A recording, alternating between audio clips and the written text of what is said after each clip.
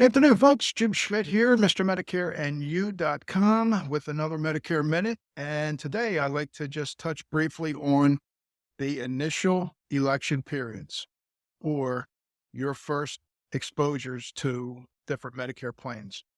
First and foremost, who deserves the trust that you're going to put into their hands? That is of major, major importance. Who is schooled?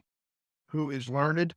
Who is experienced, who is out in the field every day or in the Medicare arena every single day to know what's new, what just came down the pike, what changes are coming down in the future, where it can affect my current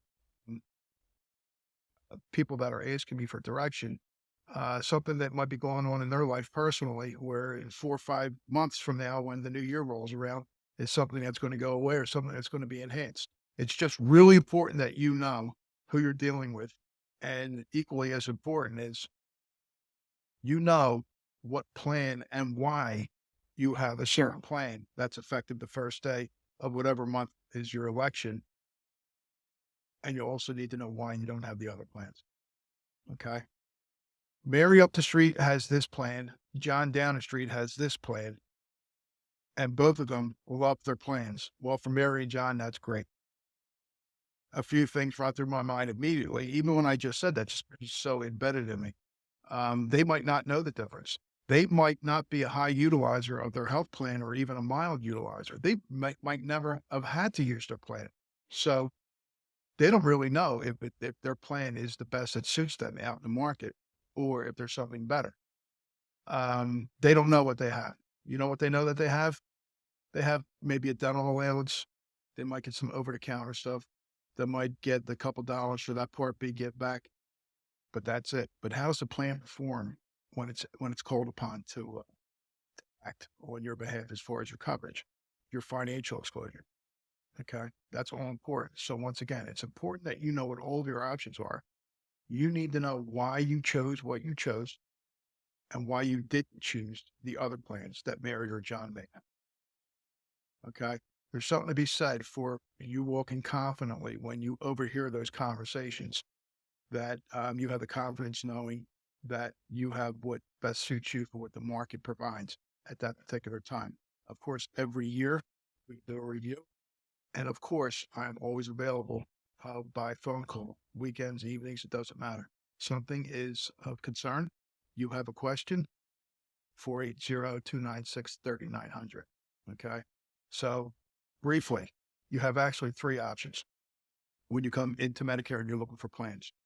You have number one, original Medicare and a drug plan. I would never advise that. When I hear people that have original Medicare, that's just A and B, and just a drug plan scares me to death because the exposure is through the roof, financial exposure. That's another conversation to keep this on point. We'll just go by past that and just know that that is highly, highly, that puts you at a disadvantage. All right. So if you have that, anyone that you know only has A and B, give me a call, please. It's for you, not for me. Anyone that knows that will tell you that. Then you have the Medicare Advantage plans, which are really Medicare replacement plans. Okay. The insurance carrier, no need to run down a list of insurance carriers, but the insurance carrier assumes your risk. Medicare is not assuming your risk, so they are not paying claims. The insurance carrier is. They're the plans that offer all the shiny objects, the dental, the vision, the transportation, the hearing aids. All right. And then you have copays as you use the benefits. Are there some plans out there that are terrific? You better believe there are. They are. I mean, they have to be at a certain caliber or they wouldn't get the green light from Medicare every year that you can go ahead and market these plans during annual enrollment for the next year. So they have to be just as good or better than original Medicare. And they all are. It's just that some of them rate different as far as the star rating. And we can always dive into that, in the future as well. Then you have what's called a Medigap plan or a supplement. Now, the term supplement is used very loosely in this Medicare space. People just think, oh, it's something that's supplementing my Medicare. Well, we already just established that the Medicare Advantage plans, that does not supplement original Medicare. Why? Because original Medicare is gone. The Medicare Advantage plans are replacement plans. Medicare is still in the background, but they have nothing to do with your claim at all. Okay? Your doctors, anything. So the Medigap plans are called supplement plans, and supplement, obviously, the definition is something that comes in a latter position to make the prior positions whole. In this case, it is Medicare paying the 80% to the providers, hospitals, or facilities, and then the supplement plan or Medigap plan picking up the other 20 that Medicare isn't paying. So you don't have to. That's part of the exposure I was talking about, but people only have original Medicare in the trouble. So if you go in, they drop a pacemaker in Battery Hospital or University of Pennsylvania, wherever you're at in the country, and you only have original Medicare. Well, first of all, when you go into the hospital as an inpatient, they're going to hit you with close to a $1,600 deductible right off the bat, Part A deductible.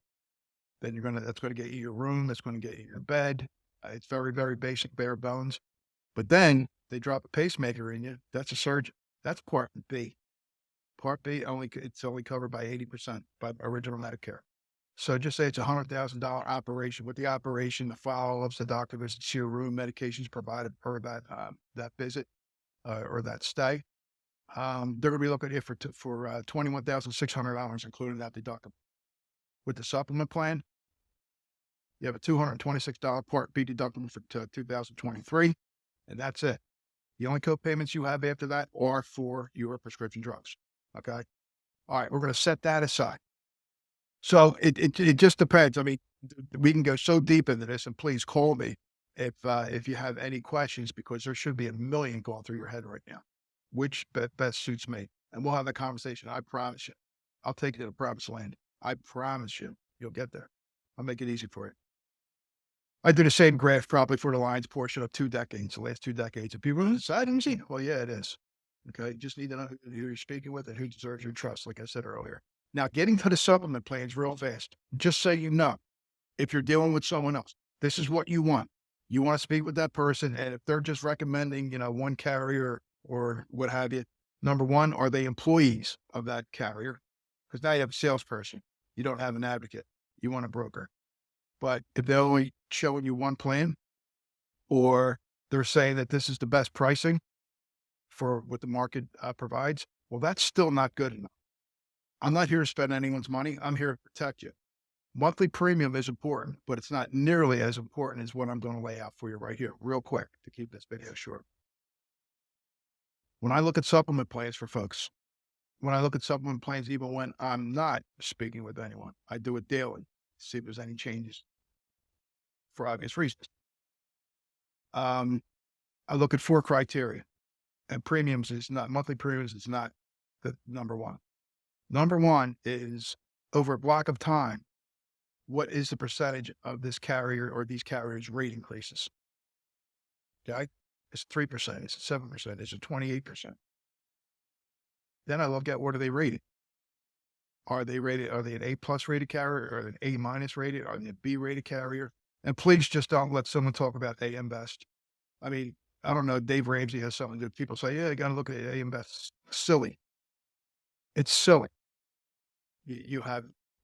There's other ways that you can get your rating. So I'm not going to get into it, with voice rates or whatever. But I look at what the ratings are, because the higher the rating, the A plus rated carriers, they're the ones that have the most resources. So if there's another run on the health system, is my carrier going to be there? Or are they going to pull up their stakes, roll up their tents, and hit the road because they ran out of money? So you want a carrier with billions in resources. Then I look at monthly premium. Then I look at, do they outsource their member services? Even though all my folks, I ask them, please call me. Let me take the ball and run it as far as I can. If I can get into the end zone, that's great. If HIPAA laws block me, or HIPAA guidelines block me from getting into the end zone, I can at least load your lips, number one. I can at least tell you why whatever's going on is going on and how to fix it. Okay. I can also do 3-way conversations, which I do often. Hey, John, you got a minute? This is a serious concern, and I can only go so far because of HIPAA guidelines and privacy laws. I'm going to do a 3-way conversation. I'm going to conference you in. We're going to call the carrier, and we're going to have that talk. And we're going to find out, we're going to get the bottom of this. We're square away right now. Oh, great, Jim. Super. Thanks. Hang on. You're going to hear me go away for a second. I'll be right back, because that's just a connection. We got 3-way conversation going, and we're good. All right. Now, why are these 4 points so important? Why is, over a block of time, what's the percentage of rate increases with this carrier? Why is that more important than monthly premium? I'll tell you what. Because when you first come into Medicare, you have what's called an open enrollment, which means you're guaranteed issue. There's no underwriting question. Name, address, phone number, height, weight, do you smoke, Social Security. Done. Okay. Know what prescriptions are you taking? What doctors have you seen in the last 2 years? Are you seeing any specialists? Why are you seeing specialists? Who is the specialist? Um, None of that. No health questions whatsoever. No cancers, no macular, no AFib, no nothing. Yeah. So you're going with someone who's not as doesn't either isn't experienced, likes to cut corners and just gets a signature on an application so they get paid. Whatever the case may be. What happens if you're healthy when you turn 65 or when you're ever coming to Medicare? And you like this particular plan because in your mind, the most important thing is premium. You know, nothing else about Medicare. You're price shopping. And the person that you're speaking with is on your side. Yeah, price, price, price, price. Nonsense. And here's why. 66 and a half, 67 years of age comes around. You develop a chronic illness, say a heart, um, say, say it's melanoma, say it's a cancer, a leukemia. You hear the best of the best of the best cardiologist, oncologist, whatever, hematologist is in Omaha, Nebraska. Well, you know what your supplement plan, there's no networks. The entire country's your network. Whereas Medicare is your health plan. Medicare being a federal program, there's no county or state lines. You go anywhere you want in the country. Beautiful, right? So you call up Dr. Smith. She's an oncologist in Omaha, Nebraska. And you want to know that if she's accepting new patients, because obviously, you know, she takes Medicare, so you can make an appointment. Are you taking new patients? Yeah, great. I want to make an appointment. Okay, great. All right. So meanwhile, you make the appointment, you have that relationship with her. She puts you on a battery of follow-ups and visits and so on and so forth. Meanwhile, you get a rate increase from the carrier that you first chose, that your monthly premium was $6 lower than the closest competitor, right? Here it comes, 67 years of age. Boom, you get hit over the head, 30, 40, $50 a month increase. It's happened. You're like, holy smokes. I mean, I'm on a budget. I'm on a fixed income. I don't want to outlive my savings. I need to shop around. Well, you just developed a cancer. You won't make it through underwriting because there's underwriting now. Remember, when you're first coming into Medicare, there's no underwriting. It's an open enrollment. After you're a Medicare and you're established, now you're open to underwriting. So you are stuck paying the higher premiums. That's why it's good to speak with someone who is versed in this, who has their thumb on the pulse of this at all times. What's in your best interest? I understand premium. Like I said, I'm not here to spend anyone's money. I understand, but this is what we need to at least talk about. If you still want to go with the lowest premium, you know what? I hate to do it. I really do. But I said my piece and you understand what we discussed. Yes, I do, Jim. You know what? I just want, money's tell you what at least we talked about it. You follow what I'm saying? So that's really what it all comes down to. There was about 15 things that went through my head as I'm talking about this, different segues off and, this topic, but related. That we'll say that for another time. This probably went long enough to begin with, but I just wanted to get that out. Whoever you're dealing with, you're coming into Medicare, know who you're talking with. Don't just take the first lead. When you're saying it's all about price, they'll say, oh yeah, fine. Well, this is where you want to be. No good, not good enough. You won't be insulted if I say, excuse me, I hear what you're saying. Budget's important. I get it. But this is what I like to discuss when you're first coming into Medicare, because guess what? This could serve to be the best conversation that you've had up to this point when we're talking about Medicare, which is protection of you, which is protection of your assets, which is protection of your peace of mind. Okay? Again, I always say it. We always want to definitely eliminate the possible surprises, but the probable ones, 100% we want to. 100%. If it's a probable issue that's going to come up, Well, it can't be a surprise if you're talking to someone who knows what they're talking about.